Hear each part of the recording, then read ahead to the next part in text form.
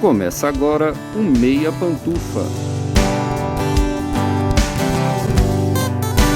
Bom dia, boa tarde, boa noite, boa madrugada, pessoal! Todo mundo com os fones de ouvido que tá começando o seu Meia Pantufa. Toda terça às 5 da tarde no seu player favorito. Eu sou o Luiz Leão e hoje tenho de um lado o meu amigo que emprega mais parente do que o presidente, Gustavo Azevedo. Oi, Gusta.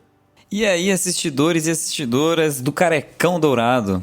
E do outro lado, o meu amigo que acha toda chuva que cai abençoada, graças a Deus que choveu, porque a gente tava sentindo falta dessa aguinha no ar. Lucas Abreu. Oi, Lucas, como é que você tá? E aí, maratonadores de filmes do Oscar? Pra quem só chegou aqui mais tarde, a gente relembra. A gente gosta muito de Oscar. Tanto é que os nossos 2 primeiros episódios são sobre os indicados a melhor filme de Oscar de 2021. Ou seja, dá pra dizer que esse podcast deve a sua existência ao prêmio da Academia de Cinema. Sim, a gente sabe que o Oscar não é mais o que era antigamente e que tem passado por sérios problemas de audiência e de relevância no geral. Ainda assim, a premiação anual continua sendo um bom termômetro para grandes estúdios, atores e diretores, e por vezes nos leva a acompanhar excelentes filmes e torcer por eles. E foi pensando nisso que a gente resolveu criar um novo quadro aqui no podcast. Vamos falar sobre as principais categorias de algumas das premiações antigas, relembrar os filmes concorrentes, as injustiças, os prêmios aplaudidos por unanimidade e os controversos. Então a gente resolveu começar por um dos mais emblemáticos da história, o de 2020, um ano de enorme turbulência política nos Estados Unidos e que também nos trouxe o primeiro, e até agora o único, vencedor de melhor filme que não é falado em língua inglesa. Por que Parasita venceu esse prêmio? Quais eram seus principais concorrentes? Tivemos alguma grande injustiça nas 5 maiores categorias? Tudo isso a gente discute no novo quadro do Meia Pantufa. Mas antes, a gente tem alguns recadinhos importantes para você que é fã do Meia. Primeiro, lembra de compartilhar os episódios com os amigos, parentes e pets, com todo mundo que você puder. Essa rede é importantíssima para o podcast crescer cada vez mais. E mais uma coisa, se você está ouvindo a gente agora pelo Spotify, avalie o podcast aí no seu aplicativo, tá logo no começo do seu feed. É só clicar no Meia Pantufa e dar pra gente as estrelas logo abaixo da descrição. Com essa avaliação, o Spotify nota a gente, distribui melhor para potenciais novos ouvintes e nos ajuda a expandir cada vez mais nosso trabalho. Sem mais delongas, então, vem pra máquina do tempo do Meia Pantufa, porque hoje a gente vai pra 2020, mais especificamente pro Oscar de 2020, premiando os filmes do ano de 2019, no nosso novo quadro, Meia Volta.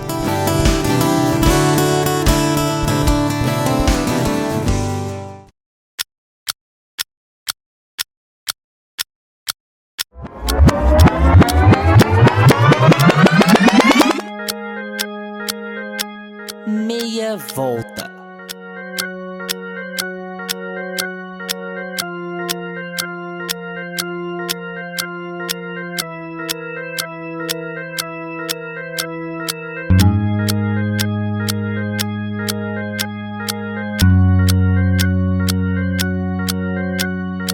Lembrando a todo mundo, como de praxe, que a gente vai ter spoilers nesse episódio, ok? Então, se você não assistiu ainda nenhum desses filmes, ou principalmente Parasita, e você se incomoda muito em saber o que acontece, salva o episódio nos seus favoritos e volta pra ouvir depois. Se você já assistiu Parasita, já assistiu a maior parte desses filmes, ou então você não se incomoda com spoilers, então pode ficar aqui tranquilamente, porque a gente tem muito assunto pra tratar. Já vamos deixar aqui como é que a gente vai estabelecer esse programa de hoje. A gente vai falar um pouquinho sobre a premiação de modo geral, o que a gente achou dela. Lembrando que essa premiação foi assim, cerca de uma semana antes do mundo desabar. O que a gente lembra dessa premiação? O que a gente achou de mais positivo, de mais negativo? Quem ganhou o bolão? A resposta é o Lucas, é sempre o Lucas que ganha o bolão. Todos os anos a gente vai sempre falar isso, é o Lucas que ganha o bolão. E aí depois a gente vai entrar especialmente no Big Five, ok? A gente vai falar sobre melhor ator, melhor atriz, também melhor atriz coadjuvante, melhor ator coadjuvante, melhor roteiro,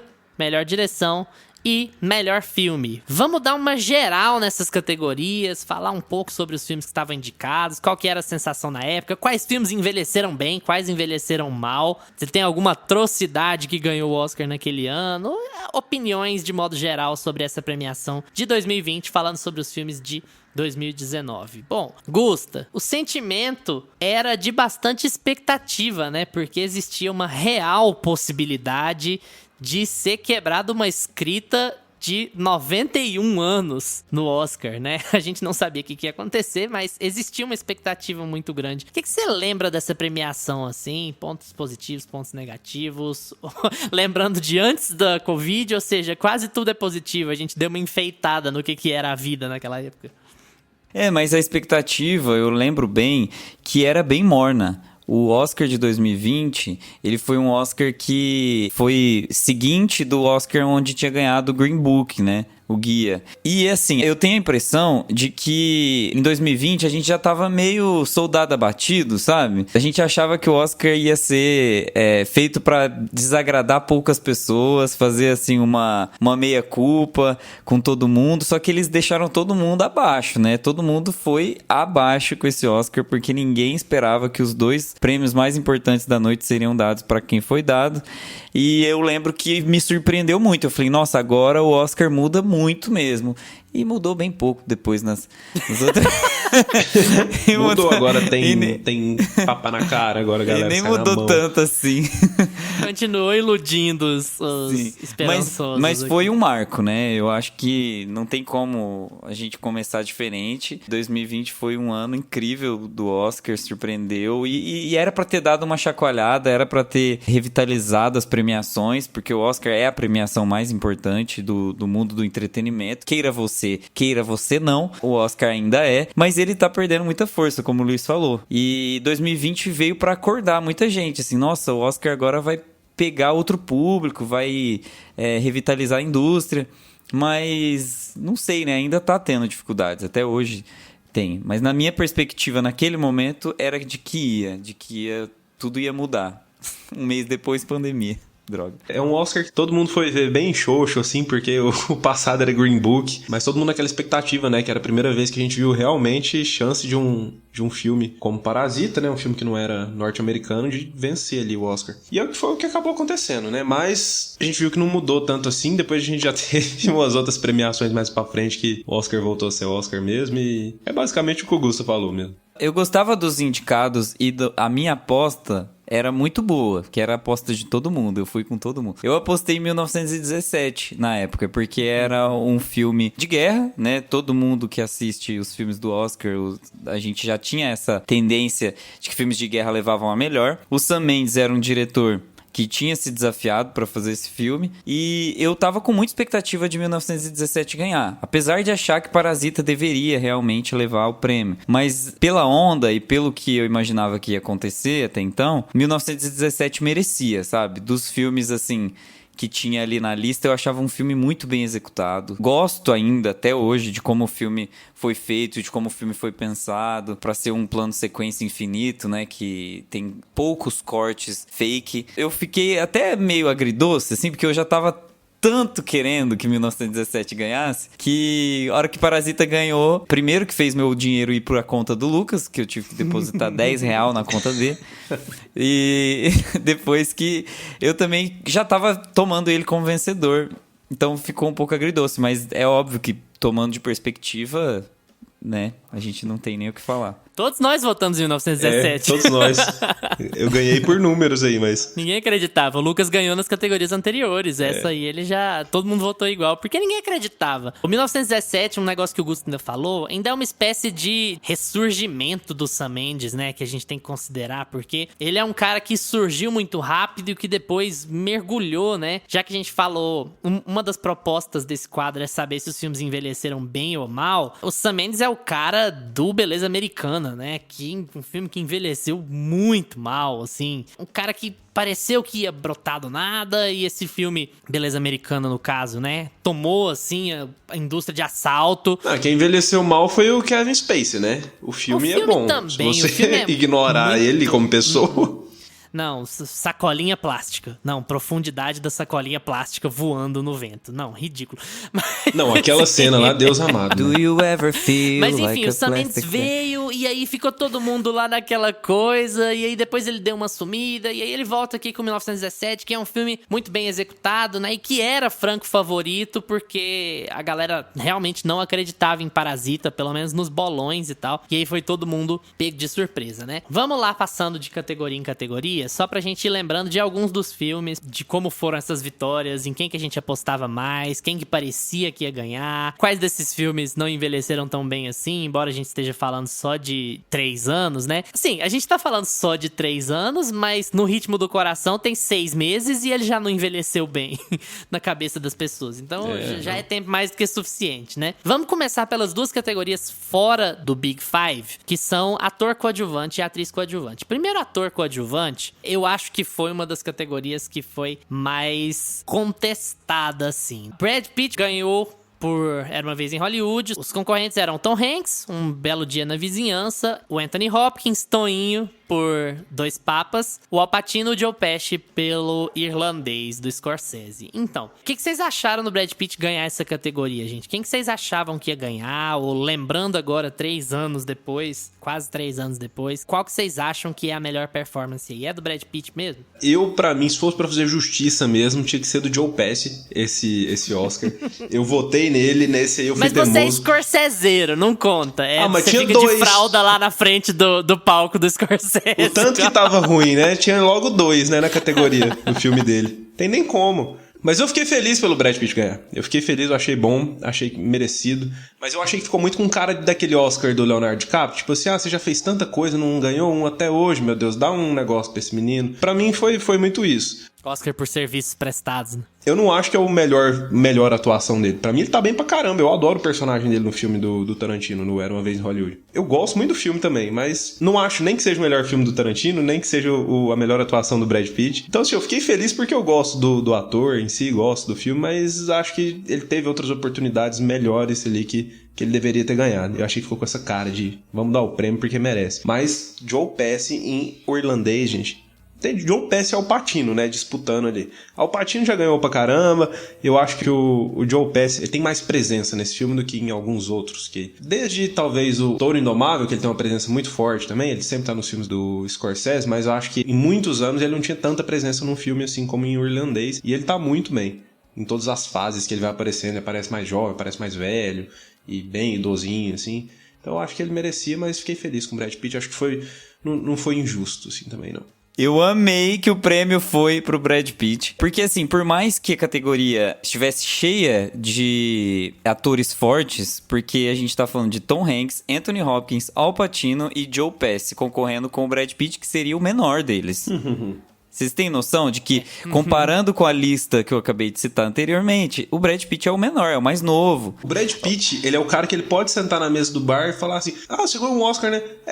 Pois é, o Anthony Hopkins estava concorrendo comigo lá, o Tom Hanks. O Pacino, Joe Pesci também. O Pacino, tá tudo concorrendo. Então, mas se vocês pararem pra pensar, todos esses atores, eles estão muito protocolares nos filmes. Por isso foi fácil pra academia dar o prêmio pro Brad Pitt de ator aqui. Porque Mas o Brad Pitt também tá protocolar, amigo. Exatamente. Todos estão protocolares. Aí eles pensaram, pra quem a gente precisa dar um Oscar de serviço prestado? Assim como a gente já deu ali pro Leonardo DiCaprio. Entendeu? Inclusive eles contracenam no filme. Parece que foi realmente esse tipo de Oscar. Porque se você pega o filme do Fernando Meirelles, você pega Dois Papas, o Anthony Hopkins, ele realmente tá muito protocolar. Parece que ele acordava, comia uma banana com granola, falava verborrágico, voltava pra casa e tudo bem. E ele é incrível, mas não tava aquela coisa assim que você fala, meu Deus, o Anthony Hopkins tá fazendo o papel da vida dele, que é o caso depois, 2 anos depois, com o The Father, né? E o Al Pacino, o Joe Pesci e o Tom Hanks também num filme que não é tão forte, né? Que não é um filme de carreira, assim, não chamou atenção. Então eu acho que o Brad Pitt mereceu por estar Parabéns por ter feito o básico. Parabéns por ter sido o melhor protocolar da lista. Mínimo. Exato. Eu gosto do Brad Pitt, acho que a carreira dele realmente precisava de uma coroa, realmente precisava ter um selo de Brad Pitt, você é o cara. Ele já fez muitos filmes excelentes e tá aqui num filme com o Tarantino, por mais que não tenha sido o melhor filme do Tarantino, coroa ele, sabe? Como um grande ator, como um ator que deixou Poderia história, ser deixou um prêmio legado. de melhor. Poderia ser o prêmio de melhor esquerdo macho também. Parabéns pelo mínimo. Tipo assim, vai, Brad Pitt. E nem é isso, porque a história dele, na época, inclusive, era super atribulada, com excesso de bebida, com, enfim, agressão e escambau. Nada ficou comprovado, mas enfim, ele pediu umas desculpas lá e ficou tudo por isso mesmo, porque é bonito e loiro, né? As coisas são mais fáceis. Eu acho que, assim, o Brad Pitt ganhou mesmo o Oscar de Serviços Prestados. Eu acho que isso é meio indiscutível, até porque o Era Uma Vez em Hollywood todo ele é um filme meio blasé, assim, né? Um filme muito mais de ambiente do que um filme de história mesmo. E aí isso faz com que não tenha muito pra onde ir ali, né? Ele não é o melhor desses atores, talvez seja, provavelmente é o Al Pacino, né, o melhor desses atores, mas assim, eu acho que era uma categoria que quando a gente viu as premiações anteriores, porque pra quem não sabe, pra quem tá chegando aqui, tem toda uma corrida antes de chegar ao Oscar, né? Tem o prêmio dos produtores, tem o prêmio do sindicato dos atores, tem o prêmio do fulano, do ciclano, prêmio do cineasta, prêmio do não sei o quê. Geralmente as categorias de atuação, elas são todas muito parecidas com o SEG, que é a do sindicato dos atores. E o Brad Pitt tinha ganhado melhor ator nos sindicatos produtores, tinha ganhado melhor ator nos sindicatos atores, tinha ganhado tudo pra trás. Então assim, a gente já sabia muito bem que ele ia levar, então não foi uma surpresa pra ninguém, mas era uma categoria recheada de grandes atores em não tão grandes papéis assim. Falando em termos de serviços prestados, talvez o Joe Pesci merecesse mais, né? Porque ele é um cara que não faz grandes filmes há muito tempo, é um cara que teve o auge da carreira ali no começo dos anos 90, com o próprio Scorsese, inclusive. Então, assim, eu acho que seria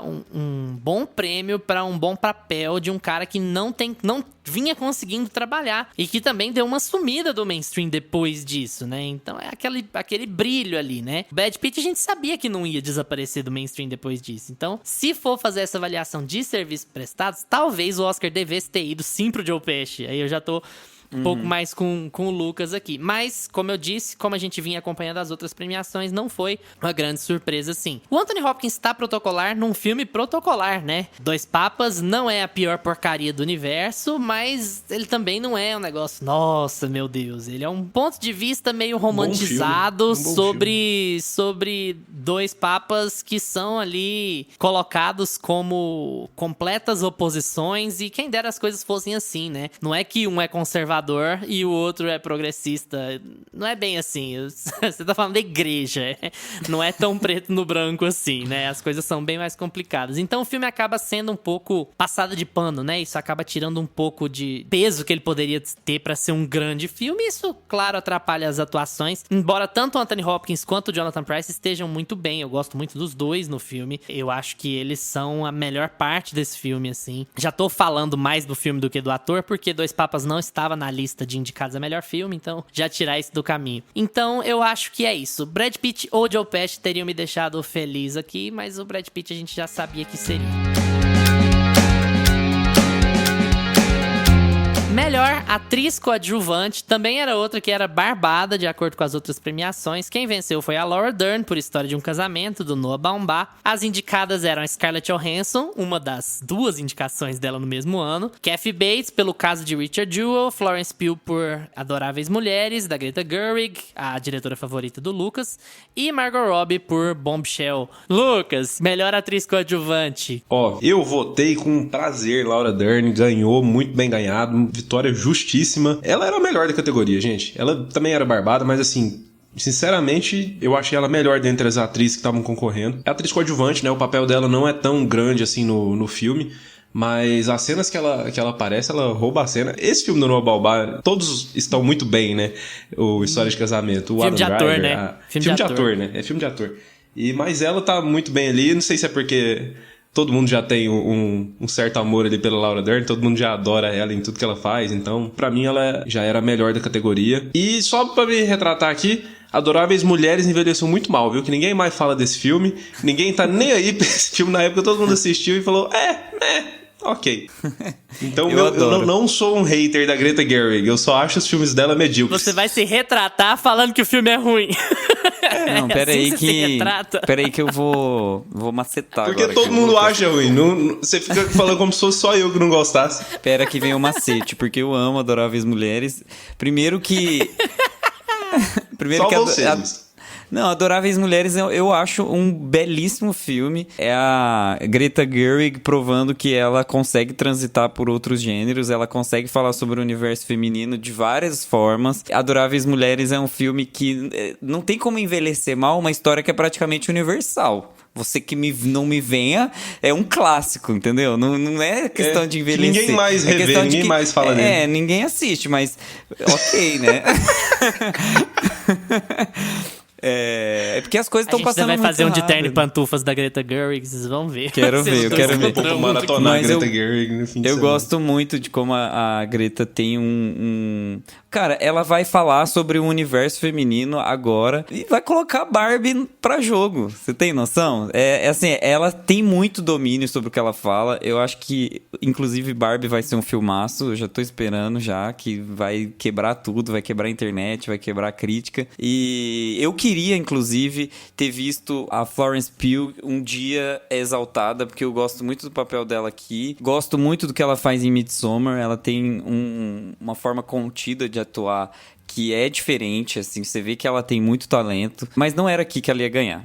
A diva do David Lynch e, consequentemente, do Luiz Leão, nosso host, Laura Dern, rainha, resto nadinha. ela tinha que ter ganhado mesmo. Ela era uma atriz que estava vindo em uma fase quase de esquecimento também, e ela teve um respiro, ela ressurgiu, principalmente por causa da série Big Little Lies, e aí ela teve esse papel muito bem escrito em História de um Casamento. Não acho que a Scarlett Johansson também precisava desse prêmio aqui. Ela fez filmes antes desse muito melhores e depois também. Então, assim, acho que a Scarlett Johansson não tá no melhor papel aqui. Ela não é uma personagem que tá 100% definida ali naquela história, assim. Eu tenho a impressão de que eles se perdem um pouco em como que eles vão trabalhar ela, e aí acaba indo pra um piegas no fim, sabe? Uma coisa mais... fica brincando com as suas emoções, e eu não sei se era aquilo que eu queria ver. E a Margot Robbie, eu acho também que não era o melhor papel dela.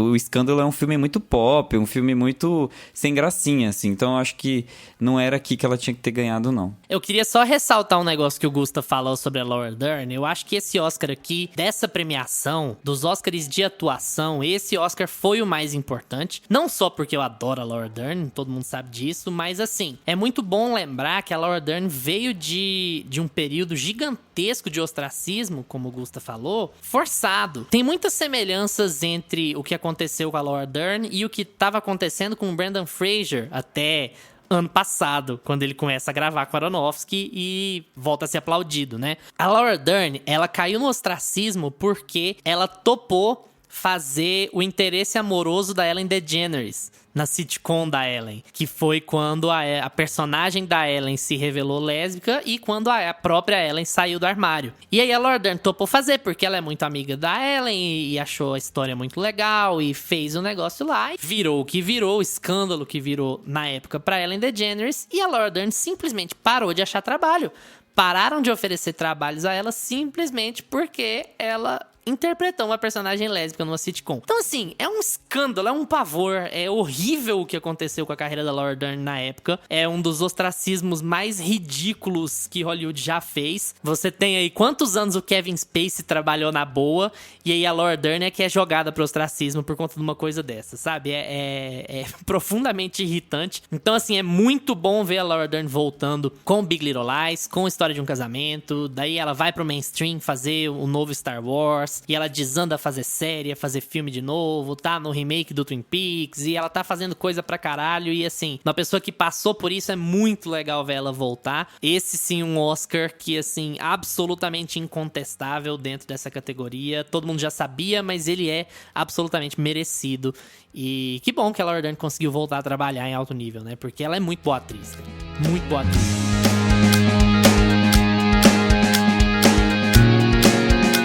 Melhor atriz, quem venceu foi a Renée Zellweger, também era barbada nesse ano, por Judy, em Judy Garland. Aliás, por Judy Garland em Judy, eu troquei os nomes. A Cynthia Erivo era indicada por Harriet, a Scarlett Johansson de novo, por História de um Casamento, a Saoirse Ronan por Adoráveis Mulheres e a Charlize Theron também por O Escândalo, Bombshell. Vocês já viram a apresentação da Cynthia Erivo nesse Oscar de 2020? Porque ela performa uma das músicas do filme, né? O Harriet. Aí você não vai elogiar aquelas musiquinhas da premiação, não, né? Gente, Pelo é amor de incrível, Deus. é incrível. É sério, depois vocês pesquisem e ouçam pra esses dois aqui. 4 horas de prêmio e, assim, 4 horas de gente falando. E as piores partes do Oscar são sempre as músicas.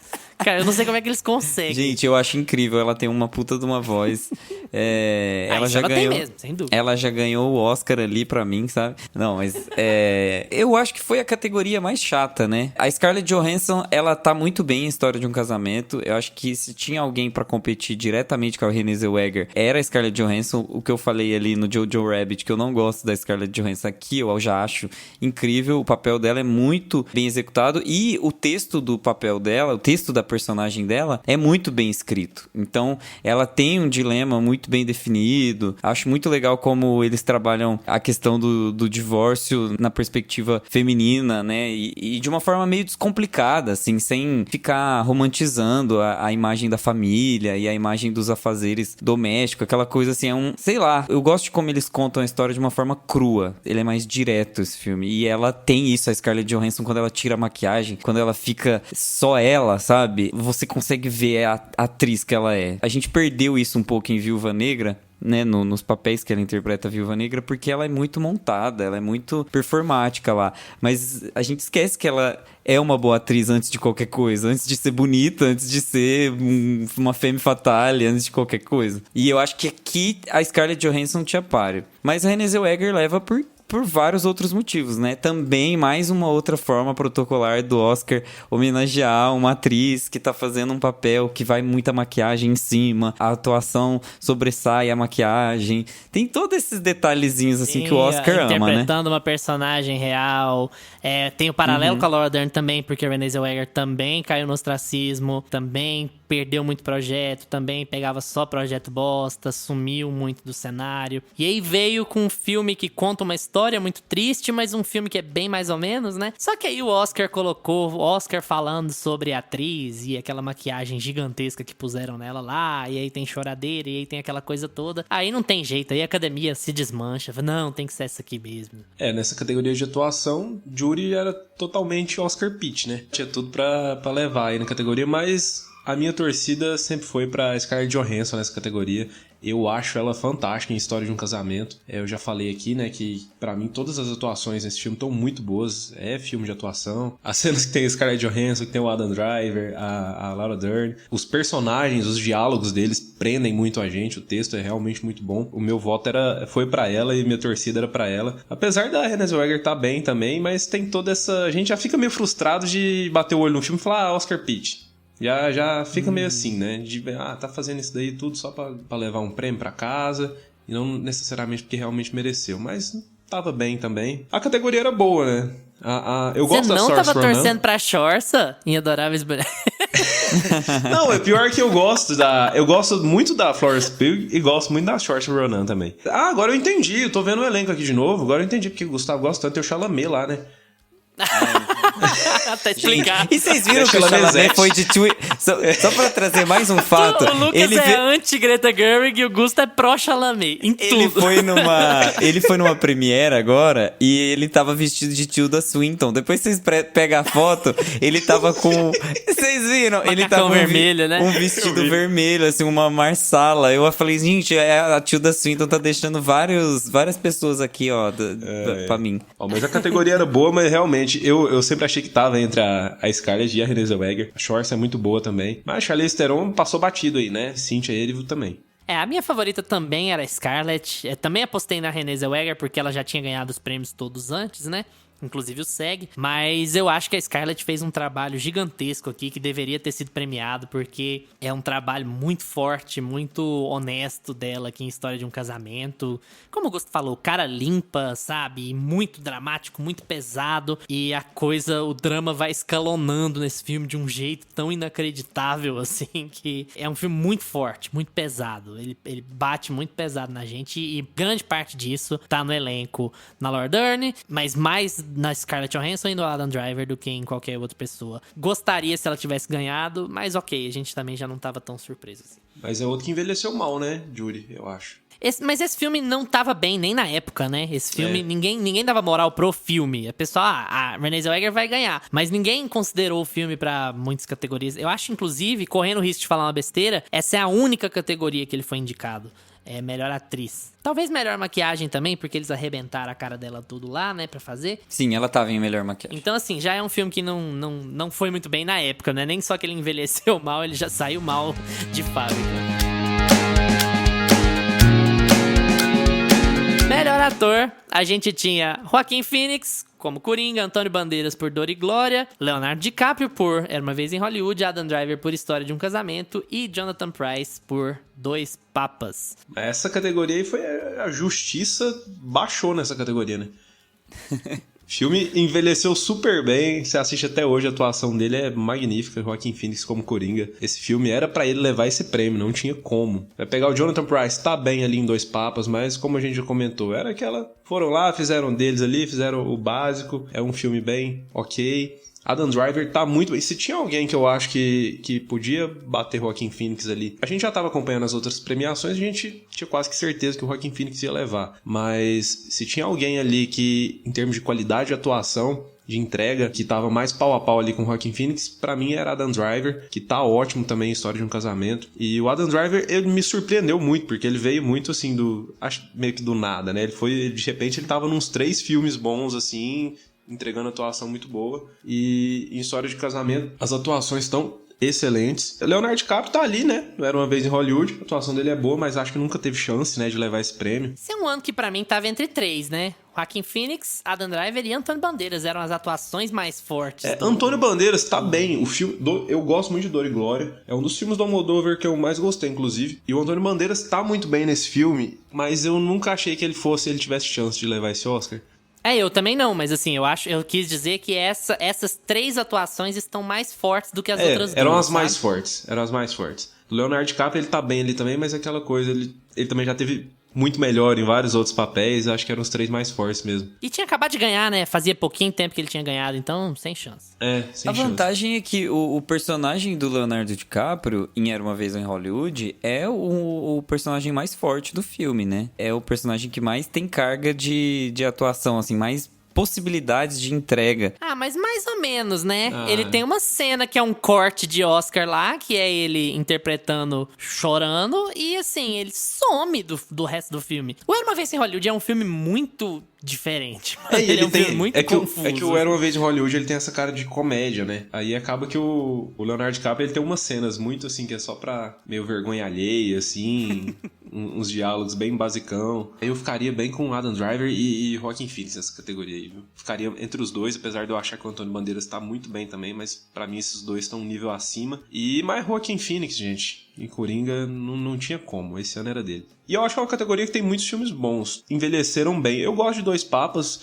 Eu não revi o filme, mas na minha cabeça ele continua bom, continua ok. Acho que, não sei se eu vou achar ele mais chato hoje em dia, mas acredito que é uma categoria que todos até que envelheceram bem. Não tinha como o Joaquin Phoenix não ter levado essa categoria. O filme tomou proporções que eram maiores ao Oscar. Ele era um filme muito maior do que a própria premiação. É o que Pantera Negra representou anos atrás. O Coringa representou aqui nesse Oscar, sabe? Não virou tinha um filme como... maior até do que ele é mesmo. Exatamente. Eu nem sei, na verdade, porque que ele tomou essa proporção que ele tomou. É porque foi bem grande, né? A proporção que ele tomou. E quando o filme toma essa proporção, a gente pode falar isso depois lá em Melhor Filme, mas quando o filme toma essa proporção, as narrativas são tão diferentes umas das outras, né? Do porquê que aquele personagem tá tomando aquelas decisões, e as representações e os símbolos. Eu acho que o Joaquin Phoenix tem vergonha do que falam desse filme aí, por ator ter direita, do que é o Coringa. Qualquer pessoa... Colocaram o Justin Bieber lá agora vindo pro Rock in Rio, colocaram ele e o personagem do Coringa, assim, um do lado do outro, olhando da janelinha do carro, sabe? Tipo, os memes que eles fazem, então, sabe, fugiram já do controle. Virou meme de Playboy, né? Virou meme de Playboy, exatamente. De quem participa do sistema, sabe? Coringa em frase motivacional, de coach. Meu exatamente. Deus do céu. Não, todos esses problemas. Todos esses problemas aí.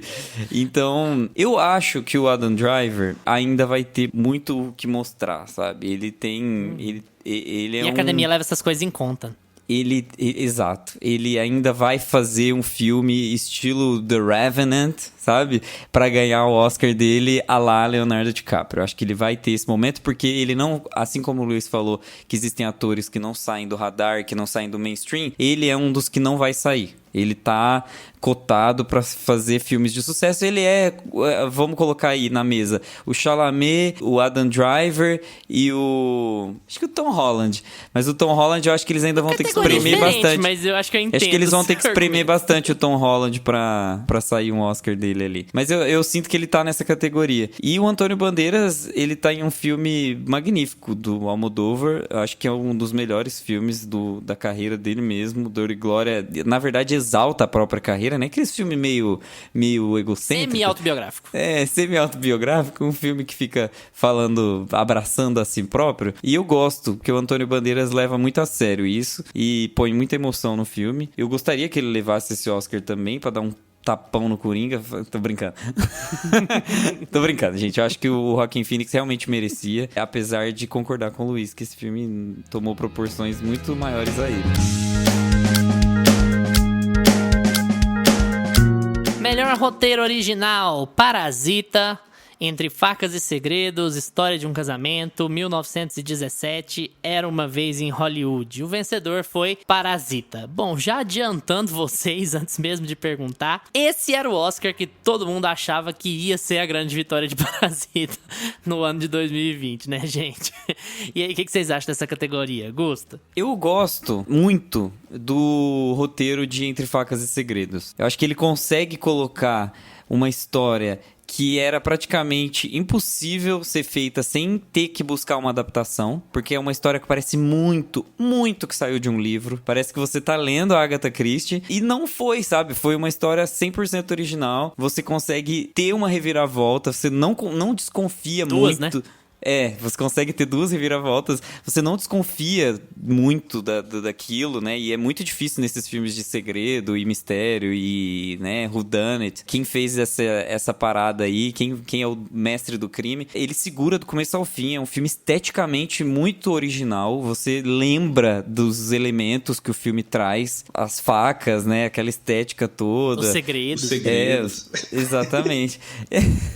E assim, eu acho que dentre os dois filmes, os meus dois preferidos eram esses, era Entre Facas e Segredos e Parasita, que eu tava, assim, surtando com esse roteiro. Parasita é um dos filmes mais bem escritos da história do cinema, é muito bom. E também tem, né, uma coisa meio whodunit. É um pouco também um filme de segredo, um filme de mistério, mas ele tem tantas camadas, né, que não tinha pra ninguém. Esse 1917 é um roteiro, assim, que nem deveria estar aqui, né, 1917... Você não tinha nem que tá aqui, linda.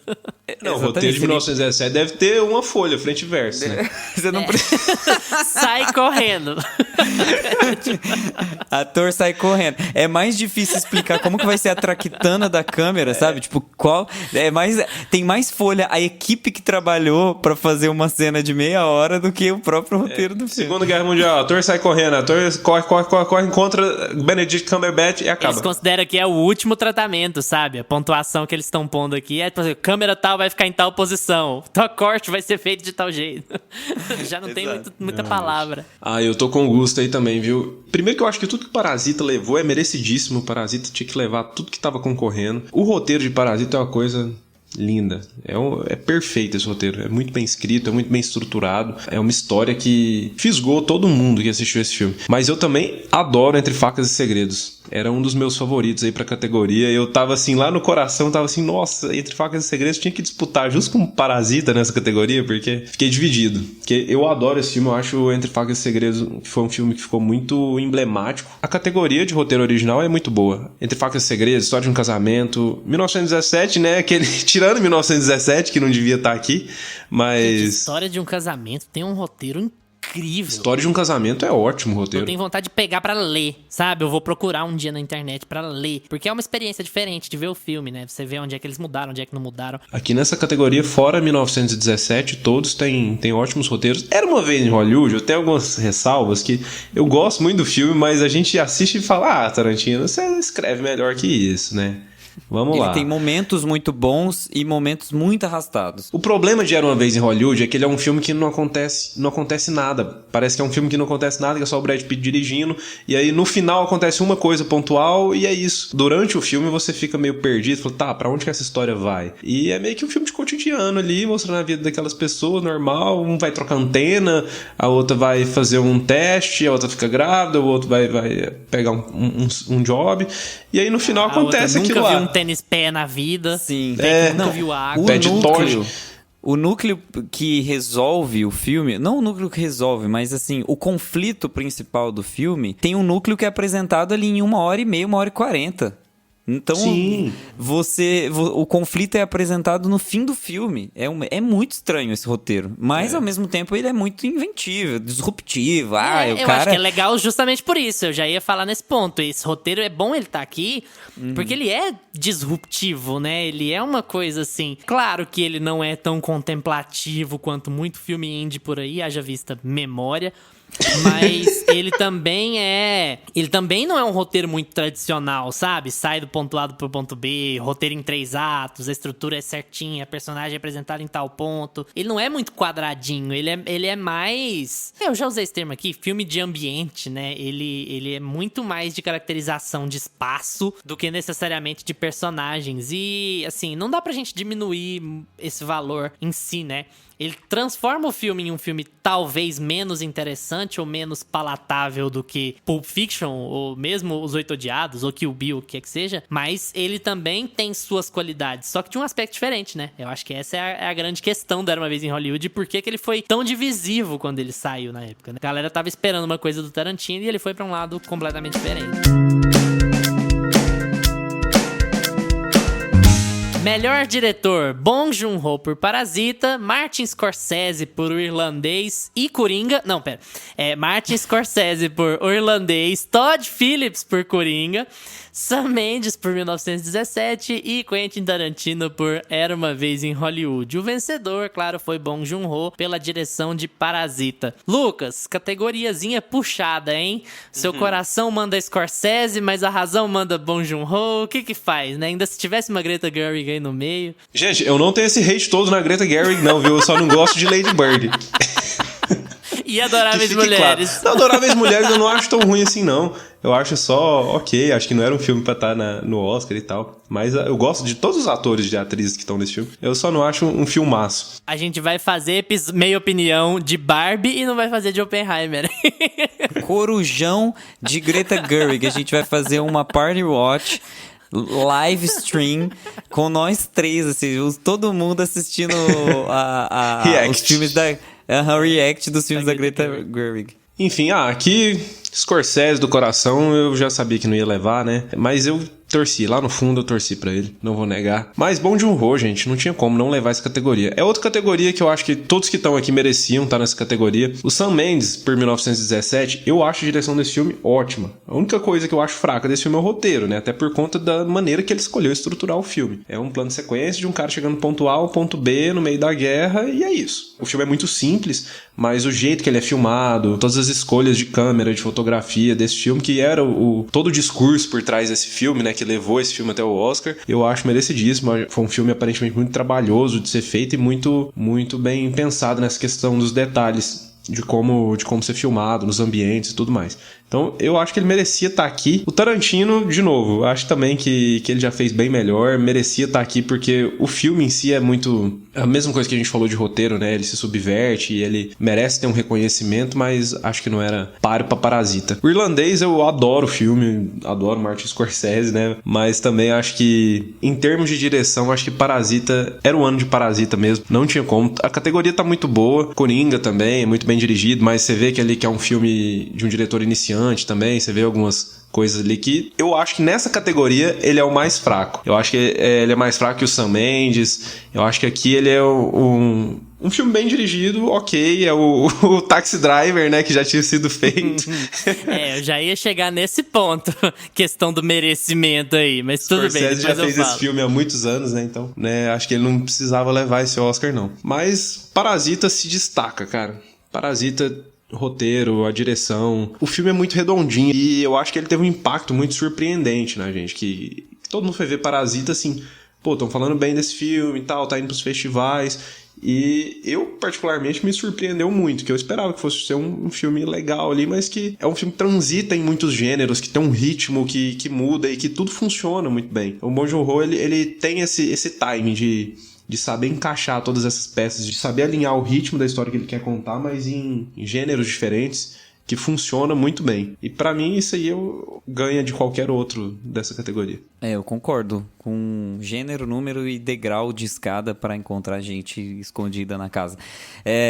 Eu acho que Parasita tem uma das coisas mais essenciais num filme. Você não está preparado para Parasita. Você não está preparado para o filme que você vai ver na sua frente. Por mais que você ache que você esteja preparado, você não está. E isso é incrível num filme. E você sente a mão do diretor. Para onde o ator tem que olhar. Quando sai o primeiro pozinho do pêssego, você consegue enxergar o diretor olhando assim, ó, observando aquilo, vendo do que pode ser feito na pós. Não, vamos dar mais brilho aqui para esse pozinho desse pêssego saindo e esse olhar dela enquanto entra a luz ali no fundo, sabe? Tipo assim, se você pega os frames dos filmes, todos os frames são milimetricamente pensados, sabe? Isso assim, eu tô falando mais de fotografia, mas tem o peso da mão do diretor ali, você consegue ver as atuações muito bem carregadas de sentimento. Eu acho que basta dizer que é muito difícil imaginar um americano dirigindo esse filme. Sim, com muito certeza. Difícil. E a gente fala, né, estamos aqui passando, não é nem passando pano, a gente tá aqui lustrando o prêmio do Bong Joon-ho com uma flanelinha, assim, de milhões, mas ao mesmo tempo a gente não imaginava que esse prêmio ia pra ele. Na época, a gente achava que esse prêmio poderia ter ido pro Sam Mendes, que é um diretor que era o mais cotado entre as listas de apostas. Porque esse já ele não é tinha... comigo. Eu achava que era o Bong Joon-ho.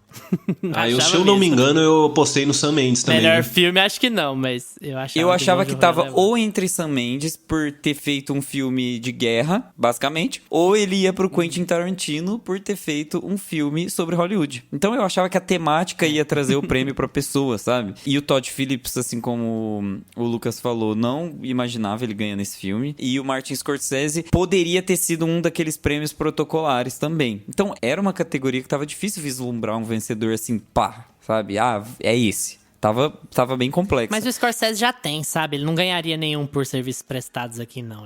Os serviços prestados dele é os Infiltrados, né? Lá em 2006. Sim. E que serviço prestado? É porque ele não para, né? Ele chega lá, faz os Infiltrados de 70 anos e fala, não, agora daqui a pouco morre, né, o velho? Vamos dar logo o prêmio. Aí dali 10 anos ele aparece com o irlandês. 10 anos não, 2023 tem Scorsese de novo, graças a Deus. Glória a Deus. Não tenho muito a acrescentar aqui, não. Eu acho... Só vou fazer o Lucas ficar muito bravo comigo agora, porque pra mim, Todd Phillips aqui em Melhor Diretor é um delírio coletivo. Eu gosto de Coringa, eu acho um bom filme, acho um filme muito pesado. Mas assim, gente, é uma cópia tão descarada de Taxi Driver que eu acho que a academia tinha que ter pegado mais leve, sabe? Se você botar os dois pra passar um do lado do outro, assim, dá até tristeza. Eu acho que até o ponto de, tipo assim, chama o Scorsese aqui pra ser produtor executivo pra gente não ter problema nenhum com ele. Se o Scorsese fosse um cara com um ego um pouquinho pior, ele ia ter descido a lenha nesse filme igual ele... sabe, fala da Marvel e afins. Então, assim, eu acho que é um bom filme. Acho que a gente vai falar mais sobre isso quando chegar em melhor filme. Acabou ficando muito polêmico esse filme com o passar dos anos. Já era na época, mas essa lógica foi aumentando. Mas, assim, eu acho que o que resume a minha posição é o que eu já falei quando eu interrompi o Gusta. É muito difícil imaginar um diretor americano dirigindo Parasita. Então, assim, só pela especialidade que é a direção do Bong Joon-ho nesse filme, esse é um prêmio merecidíssimo de melhor direção pra ele aqui. aqui. O Sam Mendes, ok, o filme é muito bonito e tal, mas eu não sou um grande fã do Sam Mendes também. O Scorsese já fez coisa melhor do que o Irlandês, apesar de o Irlandês ser um bom filme, eu gosto muito dele. E a mesma lógica vale pro Tarantino, acho que o Tarantino já fez coisa melhor do que Era Uma Vez em Hollywood, então pra mim não era um prêmio tão difícil assim. Muitas casas de aposta colocavam no Sam Mendes, mas eu acho que o trabalho do Bong Joon-ho é lindo aqui, ele brilha à parte e tal. E é bom lembrar que o Bong Joon-ho não era um desconhecido que apareceu na academia, não. O Bong Joon-ho já fez Snowpiercer, lá com Chris Evans, ele já foi cortado pelo Harvey Weinstein. Harvey Weinstein segurou o corte que ele queria fazer, falou, você vai exibir esse filme aqui, não o seu corte. Ele já brigou tudo, e aí até por isso ele se afastou um bocado de Hollywood, mas ele não chegou do nada, não. A academia não tá tão progressista assim, não. Já conheciam o cara e até tal, né? Até na Netflix, né, ele tinha feito um que ficou bem conhecido, o Okja. Que inclusive é muito bom. Então esse é um Oscar, assim, merecidíssimo.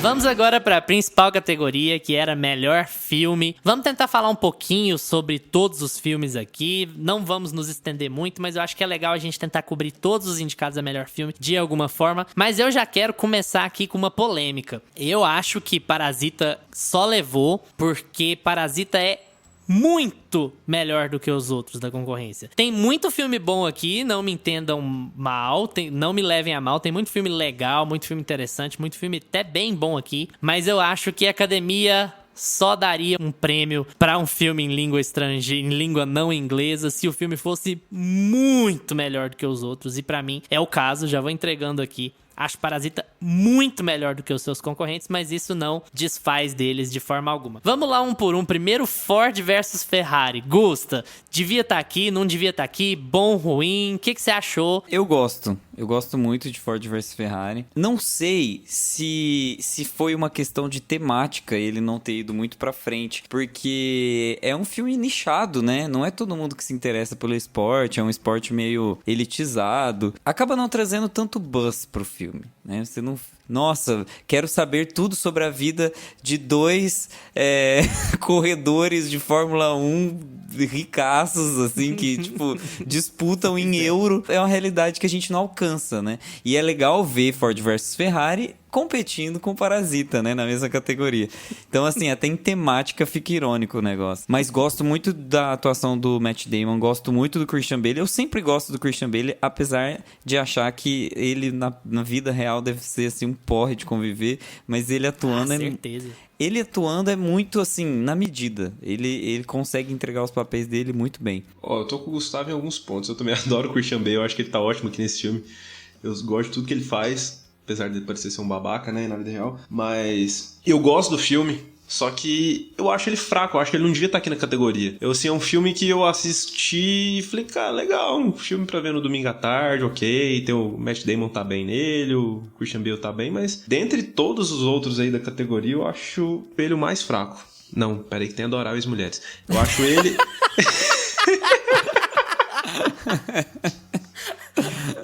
Eu não tenho hate na Greta Gerwig, não, gente. Ué, tem não, só não gosto de Lady Bird. Eu achei um dos mais fracos da categoria.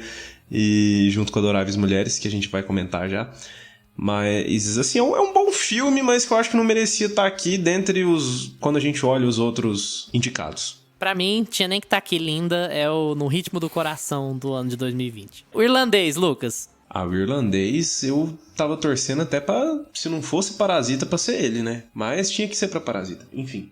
Esse era um ano muito bom pra você, né, Lucas? Tinha filme do Scorsese, Tarantino. Tinha filme da DC, tinha Tarantino, embora você não tenha gostado tanto assim, e tinha Parasita, que era um filmaço. Não, o filme da DC eu tô cagando. O filme da DC ou da Marvel se vai pro Oscar.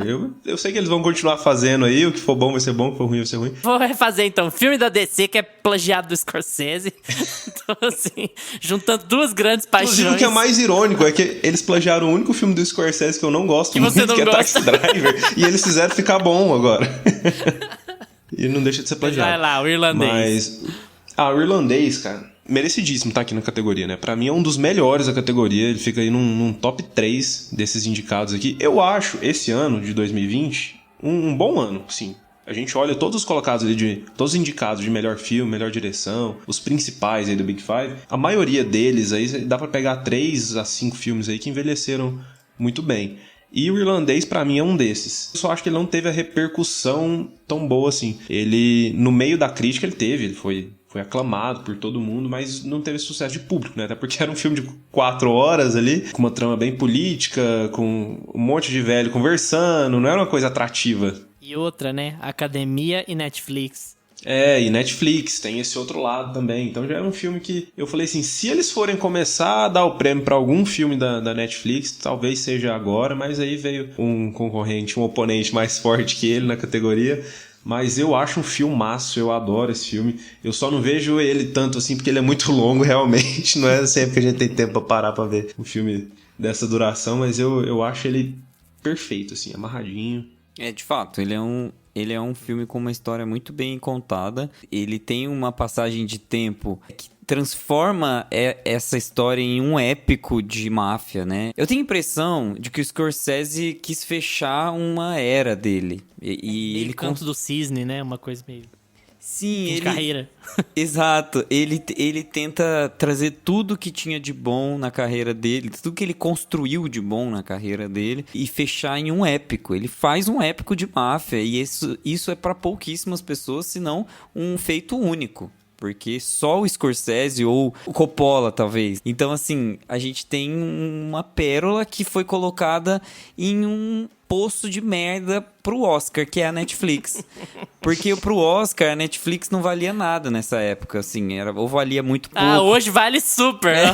Ataque dos Cães, um Oscar. 9 indicações, um Oscar. E eu acho que toda essa questão de repercussão aí tem um pouco de quanto o filme apanhou. O filme apanhou de graça por ser longo, entende? Então, todo um sentimento de que o filme era ruim saiu desse burburinho, cara, o filme é longo demais, sendo que os filmes sempre foram longos, os filmes de máfia sempre foram longos, gente. Pega o Poderoso Chefão, é cansativo assistir, é longo. E ponto final. E vão continuar fazendo filmes de máfia assim. Eu acho que vai ter umas versão pra TikTok, vertical, de 15 segundos, mas a gente vai...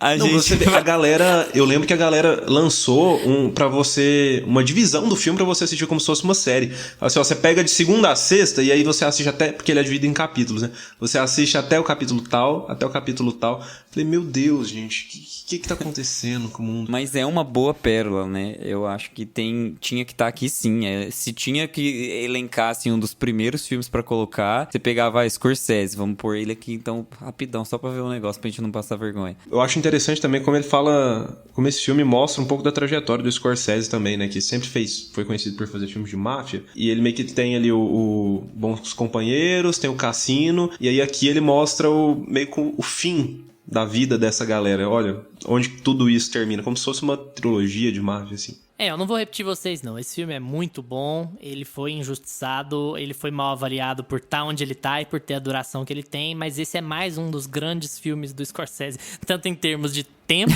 quanto em termos de qualidade. Esse filme merecia mais amor do que ele teve da academia. Não que essa seja a única métrica que a gente tem que considerar. Se a academia não valorizar, foda-se a academia. A gente valoriza mesmo assim. Mas é triste que o filme tenha tido a recepção que ele teve, que foi muito divisiva, porque ele é um bom filme. É um filme muito bom, aliás. Jojo Todinho, Gusta. O que você achou de Jojo Rabbit? Que tiro foi esse que tão arraso? Tá vendo? Esse é o timbre. Você já viu ela explicando isso? É ótimo. Gente, Jojo Rabbit é um filme fofo. É um filme gostosinho de assistir. É um filme que tem um protagonista que traz muita empatia pro público. Mas não passa daí, né? É um filme que tem uma estética Wes Anderson e que traz conforto. Eu acho que esses são os elementos que a gente pode tirar do filme. Ele não tem muito mais a entregar. Ele não é 100% original, ele não é 100% disruptivo, né? Usando uma palavra repetida já nossa aqui. Ele não transcende nenhuma barreira, assim. Ele fala... Você acha que ele vai ousar e quebrar essa questão assim, não, a gente vai colocar o Hitler em tela e a gente vai fazer uma história 100% diferente. A gente vai fazer uma história em que o Hitler realmente vai ser massacrado aqui, sabe? Não, ele acaba às vezes, passando pano, humanizando o cara. Pra mim, esse é o grande problema desse filme, cara. Existem pouquíssimas coisas piores na história da humanidade do que o nazismo. E embora eu entenda que o Taika não tem intenção de normalizar ou de passar pano pro nazismo, eu sei que não é essa a intenção. Eu acho que é um assunto tão delicado, cara, que ele deveria ser tratado com muito mais cuidado do que ele é. Você não sai desse filme com a impressão de que o nazismo é uma das coisas mais terríveis da história da humanidade, sabe? Eu acho que isso é um problemão. Apesar de o Taika não esconder que era ruim, que era preconceituoso, que era antissemita e o caralho a quatro, é um filme muito problemático, especialmente depois que a gente conhece o Taika, assim, depois de muitos anos, e sabe que ele é um cara meio preguiçoso, sabe? Um cara que gosta de dar nos nervos das pessoas a troco de nada, assim. Então, eu tenho uma energia muito ruim desse filme depois desses anos que se passaram, sabe? Mas assistindo, ele é um filme divertido, assim. Você assiste, ok, você dá umas risadas. Ele tem uma pegada de, sei lá, ver a coisa boa no meio da desgraça, sabe? A vida uma é coisa bela. meio assim, mas meio a vida é bela, acho que exatamente. E ele tem um olhar infantil, só que dando uma né? limpada, né, nas coisas, meio... Ele tem um olhar infantil, então ele tem uma lente muito terna, né? Ele vê a inocência em tudo. E isso acaba trazendo esses problemas que a gente levantou. Mas não deixa de ser um filme fofo. Ele é, no fim das contas, ele é aquele... categoria filmes fofos. Uhum. Eu tô mais com o Gustavo nessa. Eu acho ele um filme bom, um filme fofo, realmente. Tem aquela pegada do Taika, né, de querer tirar sarro. Pra mim, eu tinha essa impressão que o Luiz tem, antes de ver o filme, quando eu vi o trailer. Eu falei, que isso, cara? O Taika vai fazer o Hitler, é o amigo da criança, que loucura, que surto vai ser esse. E aí, quando eu vi o filme, eu falei, cara, é o Taika tirando sarro do nazismo e mostrando pra gente do ponto de vista de uma criança, no meio daquilo tudo, como que ela entendia aquele contexto. Então, pra mim, a mensagem do filme é essa. E você termina o filme recebendo essa mensagem. Acho que isso é muito bem feito no filme. E eu acho que ele tem aquele clima fofo mesmo. É um filme que é pra rir da desgraça mesmo ali. Mas realmente, é um assunto que tem que tomar muito, muito cuidado. Mas eu acho que não merecia estar aqui. Acho que não merecia estar em melhores do ano. É um filme ok, beleza. Merecia ser lembrado, ser visto, mas entre os melhores ali, os melhores filmes do ano, acho que não. Coringa! E aí, Lucas? Merecia estar aqui, viu? Merecia. Esse merecia. Cara, Coringa, eu acho que ele teve um ponto... Não que eu queira comparar os dois filmes, até porque Parasita é muito superior, mas esses dois filmes, eles tiveram um ponto nesse ano que foram os dois filmes que mais surpreenderam o público. E eu acho que é o que pega mais quando a gente sai do filme, impactado. E eu acho que Coringa foi um desses filmes. Porque Coringa é um personagem já muito conhecido no mainstream, que um monte de nerdola já tava reclamando só de fazer o filme dele, ser o Batman. E então, era aquela coisa que todo mundo tava curioso pra ver o que iam fazer com esse vilão. Ia fazer um filme só do vilão, o que ia acontecer, que história que iam inventar ali, se ia ser mais 18, se não ia ser. E no fim das contas a gente tem um filme que gerou até muita discussão, é um filme pesado, é um filme denso. E eu acho que ele merecia estar aqui porque ele não tem a melhor direção. O Todd Phillips não deveria estar ali, né, como melhor diretor. mas o Joaquin Phoenix está muito bem. E é um filme que, além disso, ele se sustenta muito bem. E esse impacto, essa surpresa que ele causa na gente do que o filme já vale a pena. Ele não chega a ser o que Parasita foi, né? Eu tava preparado pra ver Coringa. A mensagem de Coringa pra mim é muito simples, apesar de ter suscitado muitas discussões, e pra mim é o maior feito do filme. Eu gosto muito de como ele virou conversa. Isso é muito difícil, você fazer um filme que traz temas, e os temas são tão relevantes a ponto de todo mundo querer falar sobre o que você tá falando. Eu tenho um exemplo. Eu consegui levar meu pai pro cinema. Eu não fui com ele, né? Mas eu indiquei ele. Meu pai é o maior odiador de filme de super-herói que existe na face da Terra. E eu falei pra ele, pai, vai sem medo. Isso aqui é muito menos um filme de super-herói do que você pensa. E assim, ele ficou muito impactado pelo filme, sabe?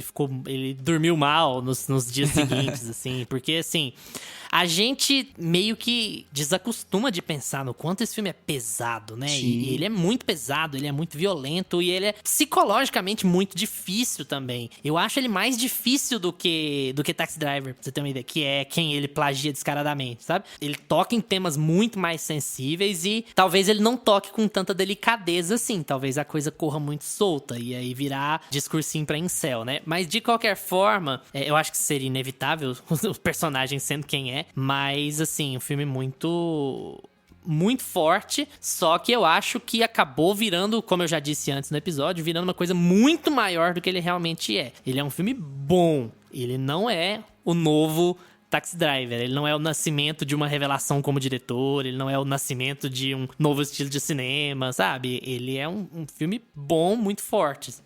Pra mim ele tá entre os 5 melhores aqui do ano, da categoria. Eu acho que ele tem uma... Apesar de ter sido um filme um pouco com a estética genérica, ele não é um filme original, assim, em como ele apresenta os planos, em como ele filma os personagens. Ele tem uma carinha um pouco... Aquela cara urbano suja que a gente já tá acostumado a ver em filmes que retratam esse tipo de personagem. Aquela coisa meio Hacking para um Sonho também, uma coisa meio... Mais que isso, muito Scorsese, não tem jeito, sabe? Caminhos Perigosos e Caminhos Perigosos. Taxi Driver são grandes referências, sabe? Sim, então eu acho que a estética... A gente vai bater em Taxi Driver assim, olha, você realmente copiou e não tem como sair disso.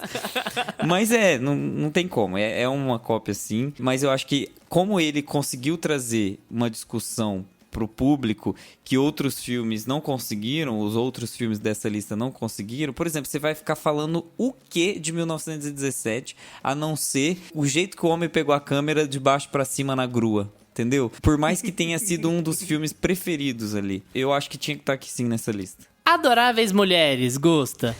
Que bom que eu comecei, né? Que eu vou julgar. Vai, eu vou jogar um alvejante. Você viu que o Lucas começou com Irlandês e Coringa até agora, sabe? É que eu vou jogar um alvejante, um desinfetante, entendeu? Eu vou preparar aqui o mop. Eu acho que esse é um grande filme da Greta Gerwig. Ela tem um livro de base que é muito importante para a história, principalmente para os Estados Unidos, assim, né? É um livro que é muito famoso por lá, né? O Little Women, Adoráveis Mulheres. E, assim, ela traz uma pegada contemporânea, apesar de não estragar o que é a historiografia da coisa. Ela traz um ar muito jovem, não sei se é o Chalamet... Não sei se é o espírito ali do Chalamet que trouxe essa coisa de jovialidade pra história. Inclusive, muitas pessoas reclamam, né, do galã do filme ser um menino tão magro e tenro. Assim, é uma coisa meio estranha, porque no original ele é um homão, né? Holland, e o Chalamet é um pouquinho... O Tom Holland e o Chris Evans estavam com a agenda cheia e só sobrou o Chalamet. Mas caberia mais o Chris Evans, talvez, aqui, né? Mas é legal como eles trouxeram toda essa carinha contemporânea pro filme, como a Greta conseguiu trazer isso. E é um filme leve, é um filme gostoso e é um filme de romance. É aquele puro suco do romantismo, de como eu vou me casar e como eu vou conseguir arrumar o meu marido e como eu vou conseguir cuidar das minhas irmãs que estão sofrendo e ao mesmo tempo ter um amor caloroso, né? É aquela coisa melosa. Eu gosto, acho muito bom, acho que tinha que estar aqui na lista sim, e é sobre isso. Lucas, Adoráveis Mulheres. Vamos lá, né? Então, eu acho que Adoráveis Mulheres tá ali no mesmo patamar de Ford vs Ferrari. Eu não acho um filme tão ruim assim. Eu acho ele um filme bem estruturado ali, dá pra ver que ele é bem dirigido, dá pra ver que teve todo um cuidado pra fazer ele, mas ele é um filme que me deu tédio. É isso. Assim. Então, você assiste e você vê, não, reconheço, tecnicamente, bem feito, adoro todas as atrizes e o Chalamet que tá aí, assisto tudo da Florence Pugh e do Chalamet, adoro eles, mas é um filme que, pra mim, ele não se sustenta no ritmo dele. Ao longo do filme eu acho que ele vai ficando meio monótono e a história não me prendeu. Ok, eu acho que a Greta é muito boa diretora, eu só acho que, assim, esse livro já tem 4.560 adaptações, né? Eu vou defender mais aqui que a gente conte mais histórias originais, como, por exemplo, vai ser Barbie. Mas a Barbie tem 450 e tralala profissões. Que beleza, é um personagem que já existe, mas qual que é o live action da Barbie que você lembra? E assim, qual que vai ser a pegada dessa porra desse filme? Daquele que... Então assim, o elenco é muito bom, a diretora... Daquele que... Então assim, o elenco é muito bom, a diretora é muito boa, tem muita gente legal aí, é uma visão nova e tal, só que é um filme que também ficou jogado de lado ali na lista, né? talvez por ser um romance e não pegar muito a onda da academia também, mas ok, tá ali preenchendo espaço legal. Melhor do que Judy, certeza que é também. História de um casamento, Lucas. A história de um casamento tá no meu top 5 aqui dessa categoria. História de um casamento, a gente já cansou de falar bem desse filme aqui, né, ao longo das categorias que a gente falou, porque é o forte dele, são todas as categorias que a gente já falou, né, que é ator, atriz coadjuvante. Não só a atuação, o filme ele é muito bem estruturado. O filme se chama História de um Casamento, você começa ali com a Scarlett Johansson e o Adam Driver, que são o casal principal, elogiando um ao outro, e de repente isso é quebrado. Nos próximos 5 minutos, você já vê que eles estão se divorciando, e a história vai ser, na verdade, sobre eles lidando com o divórcio. E é um filme emocionalmente muito pesado, assim. Eu acho que eu nunca passei por um divórcio, mas eu acredito que quem passou já deve ser um filme muito mais pesado que foi pra mim, porque é tudo muito impactante. O Noah, ele toma umas escolhas muito acertadas aqui em como contar a história, como ele vai te entregar cada coisa. Esse início do filme mesmo me fisgou na hora. Eu esperava que ia ser uma coisa mais cena de um casamento, que mostra mais ali o cotidiano do casal, os problemas que eles enfrentam, e ia ser um filme de atuação, mas focado mais nisso. E não, ele subverte tudo isso no começo. Você acha que vai ser alguma coisa assim, e de repente você já vê que é sobre o divórcio, como as pessoas lidam com isso, qual o impacto disso na vida das pessoas, como que elas vão tocar a vida em frente. E é um filme muito, muito forte, muito emotivo, e que, além das atuações que a gente elogiou pra caramba, o texto dele é muito bom, e o Noah, ele toma umas decisões muito boas de como mostrar, como estruturar tudo, como amarrar tudo aqui em tela. Eu faço um exercício de pensar que se esse filme tivesse o Adam Sandler, ele seria sobre uma mulher que vira lésbica, corta o cabelo, vai pra Los Angeles e ele precisa se vestir de mulher pra ir atrás dela e reconquistar ela pra salvar o casamento. Na minha cabeça, o filme seria muito melhor. Porque é só uma questão de detalhes. Você só precisava trocar lógico que seria Adam. melhor. Essa sinopse que você deu aí é muito melhor. Você só precisava trocar o Adam. Então, assim, ele é um filme que tá muito estruturado em cima da arte do teatro, né? A personagem da Scarlett Johansson, ela é uma atriz, o personagem do Adam Driver, ele é um diretor, né, de teatro. E isso parece que traz o filme para uma escala muito maior em atuação. Sempre quando a gente tem um filme que fala ou que transita sobre o mundo da arte, transita sobre a atuação, sobre a dança e, sabe, o palco, a coisa se intensifica no ânimo dos atores. Eu sinto que eles voltam para uma parte mais ancestral deles. É uma coisa muito engraçada, assim. Eu não sei se vocês sentem isso, mas esses filmes que tem essa temática, que tem essa carinha, essa roupagem, trazem isso. E pra mim esse é o forte do filme. Eu acho que o roteiro do filme é muito bom, é muito bem estruturado, mas as atuações transbordam a tela. É porque acaba virando filme de ator, viciante, né? Quando você tem filme sobre arte, geralmente vira filme de ator, né? Geralmente são filmes que tem muito plano fechado, sabe? É muito focado na expressão mais do que em algum evento gigantesco que possa estar acontecendo, em algum grande conflito, né? Claro que esse filme é puro conflito, mas conflitos fora de relações interpessoais. Então, eu acho que esse filme cresce muito aí, né? E, assim, o Noah Baumbach deveria estar na lista de melhor diretor no lugar do Todd Phillips ou Deveria. de algum outro Bem ali, lembrado. né, gente? Talvez até do Tarantino. Porque esse filme é muito bem dirigido, cara. Muito bem conduzido e muito forte.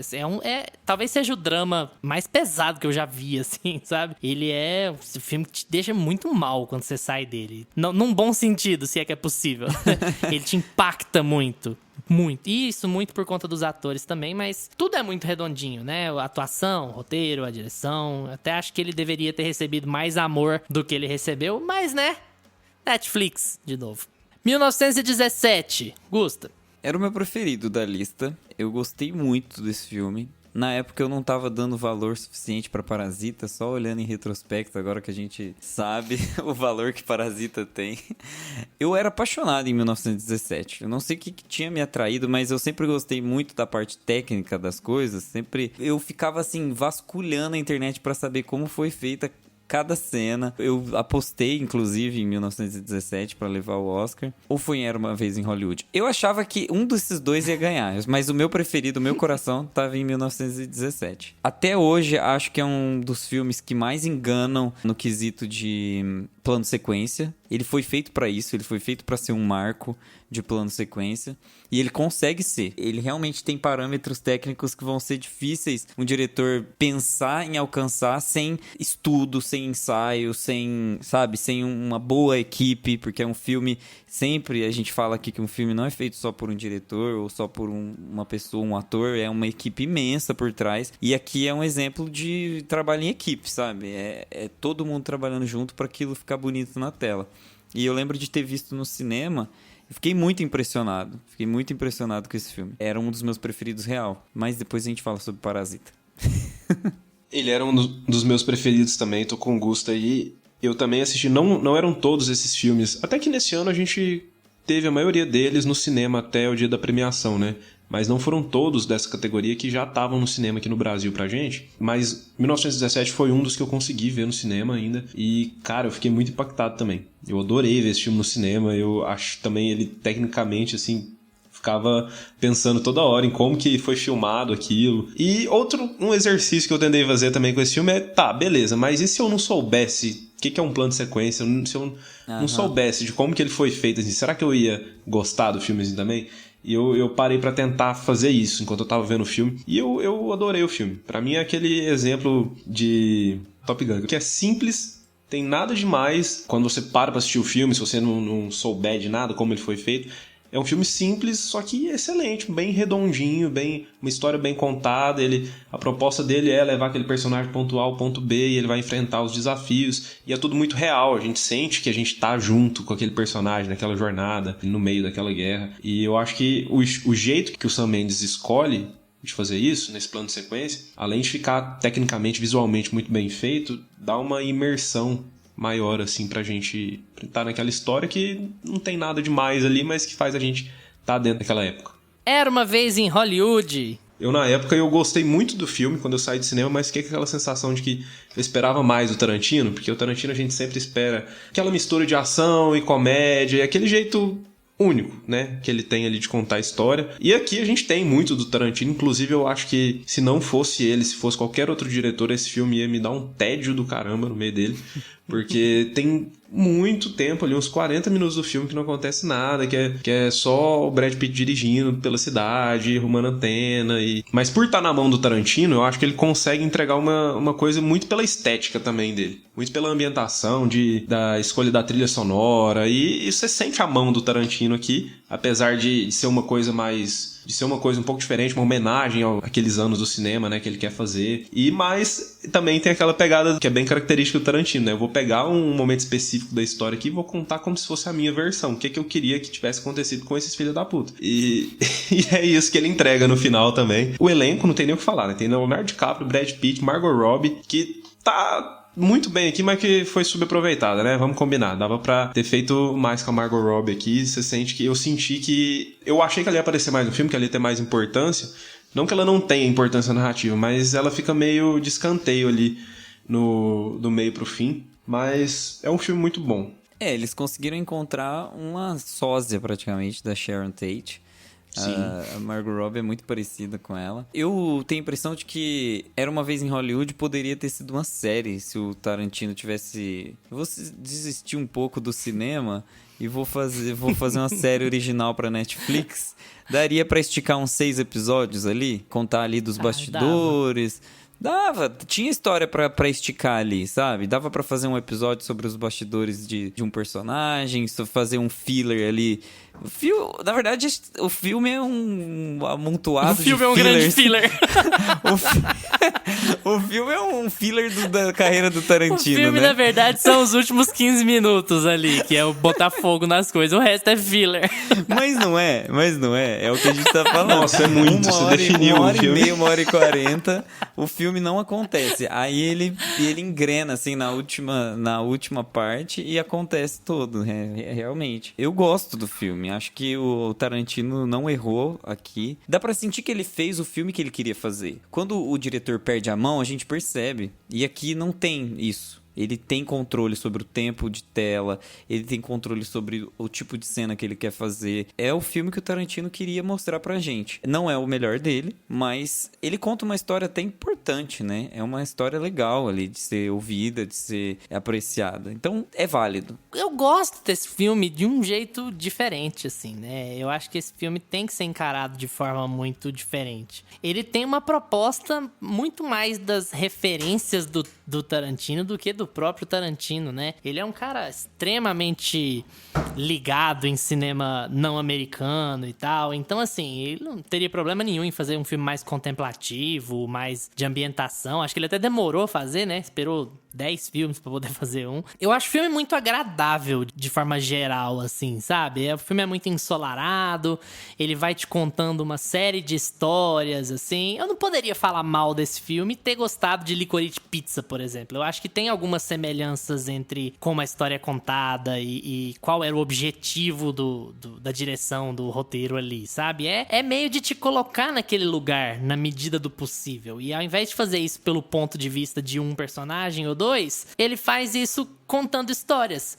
O próprio fato de que a Sharon Tate tá só andando pra lá e pra cá, ele já é um jeito muito legal de contar a história, que ela é uma novata naquela região, né? Ela também tá encantada por tudo aquilo que tá acontecendo com ela, ela também tá se ambientando naquele lugar. Então, assim, o filme acaba sendo muito sensível em muitas partes, o que é um traço que a gente geralmente não vê no Tarantino, né? É uma coisa boa ver ele enveredar por esses rumos, mesmo que, no fim das contas, evidentemente, o filme tenha tido uma recepção dividida, porque é um diretor fugindo do seu padrão. Mas é um filme que totalmente merecia estar aqui e que é bom que esteja aqui. Poderia até ter ganhado eventualmente alguma coisa, mas além do Brad Pitt, né? É um filme do nível do Tarantino. Melhor do que Jackie Brown e A Prova de Morte, não tem a menor dúvida, porque esses dois filmes são pavorosos. Mas assim, esse filme é muito bem feitinho e desafiador, de certa forma, né?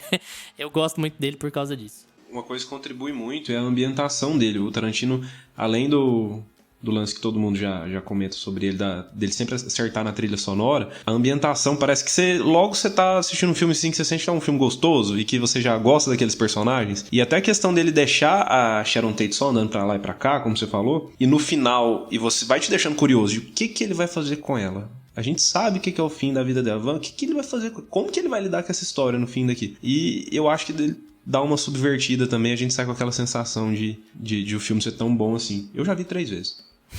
Gusta, por que Parasita ganhou o Oscar de melhor filme em 2020? Parasita ganhou porque é o melhor filme da lista. É o melhor filme do Oscar de 2020 e até então, a gente não teve um filme melhor que Parasita. Desde 2020, no Oscar, não apareceu. E eu quero que você venha e me prove o contrário.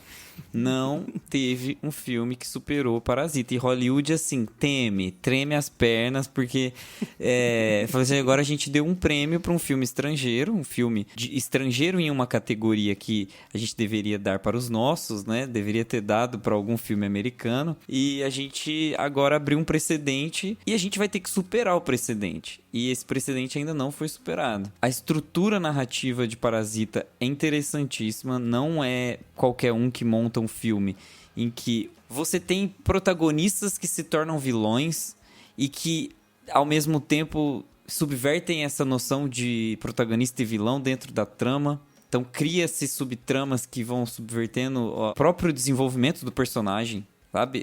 Os personagens vão se desdobrando a ponto de você não saber mais qual é a motivação dele. Eles se tornam inimigos deles mesmos, sabe? Inimigos dessa ambição de querer ter mais, de querer poder provar um pouco do paraíso.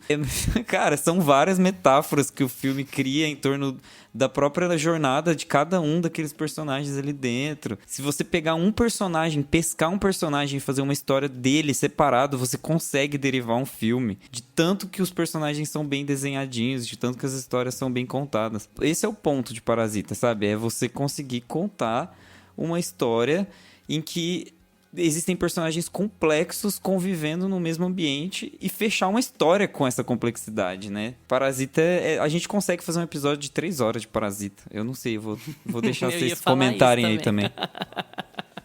Mas Se a gente essa é uma pudesse, parte, se a gente né? quisesse, eu pudesse, a gente ficaria falando um tempão só sobre Parasita, porque é muito subtexto, né? Isso foi um recorte que eu tenho aqui na minha cabeça do que me impressionou, né, em Parasita, do que me deixou mais marcado. Mas existem várias outras coisas que inclusive vocês vão trazer aí agora. Lucas, por que Parasita ganhou o Oscar de melhor filme em 2020? Cara, ele é literalmente o melhor filme dessa categoria. Eu repeti várias vezes aqui nesse episódio hoje que a lista de indicados era muito boa. A gente só tem filme bom.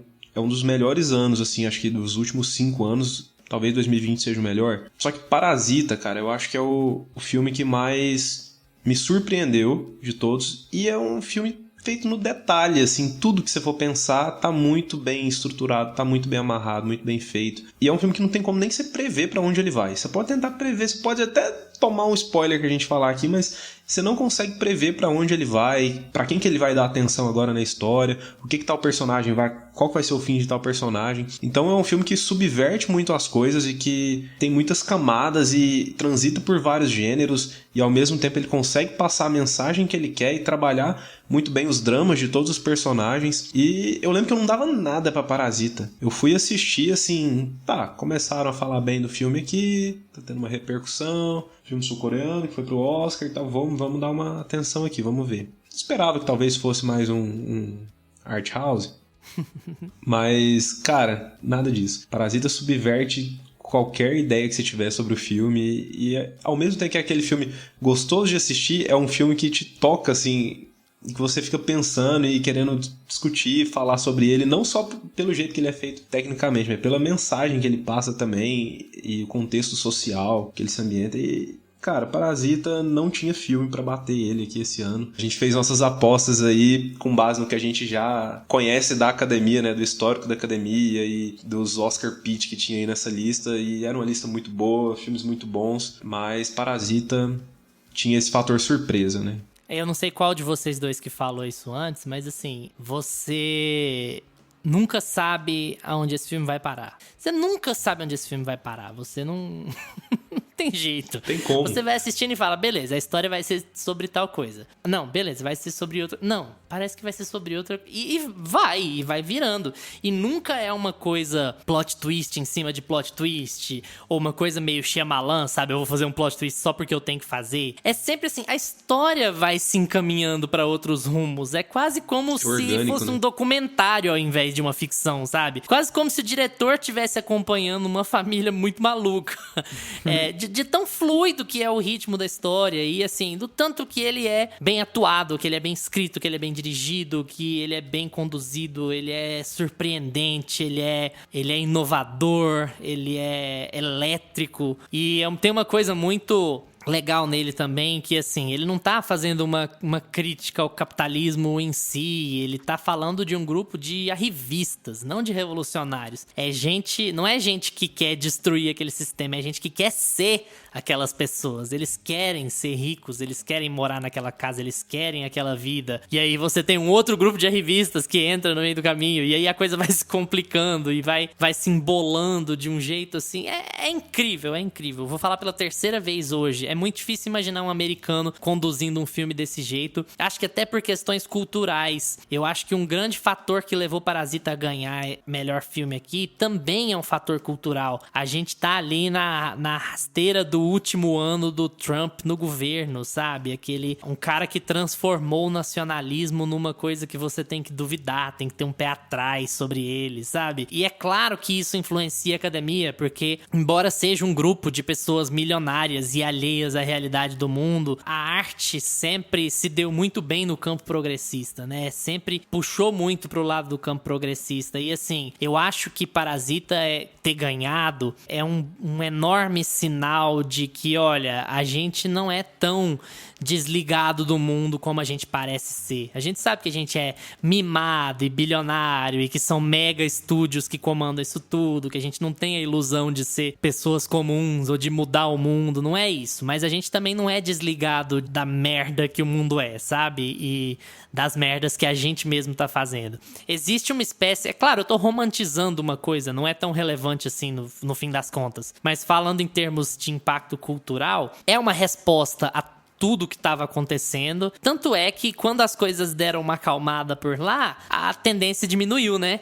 Você tem ali algum valorzinho pra minar no ano seguinte, mas você não tem mais esse tamanho, esse peso. Por exemplo, Druk poderia ter sido o Parasita do último ano, tranquilamente, e não foi. Foi o prêmio só de estrangeiro e ficou por isso mesmo. Mesmo tendo um cara igual o Mads Mikkelsen na frente. Então, assim, é um grande sinal, um grande precedente, como o Gusta disse, mas que até agora não se estabeleceu como um padrão da academia. Talvez nunca venha a se estabelecer, mas já é um sinal de que, olha, talvez a gente tenha que estar um pouco mais atento ao que está acontecendo ao nosso redor. Talvez a gente tenha que finalmente entender que nós não somos os donos do único cinema bom que existe na face da Terra. E acho que todo esse caldo foi colocado no Juicer Phillips Valita e trouxe a razão de por que Parasita é o grande vencedor do ano de 2020 e por que isso significou.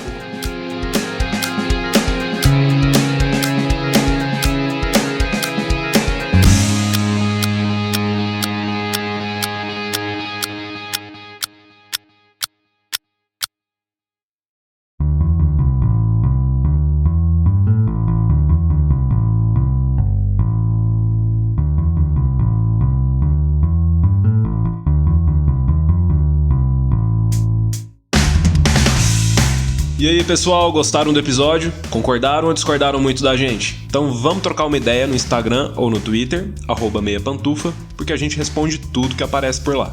Valeu pela atenção de vocês. Tchau, Gusta. Tchau. Tchau, Lucas.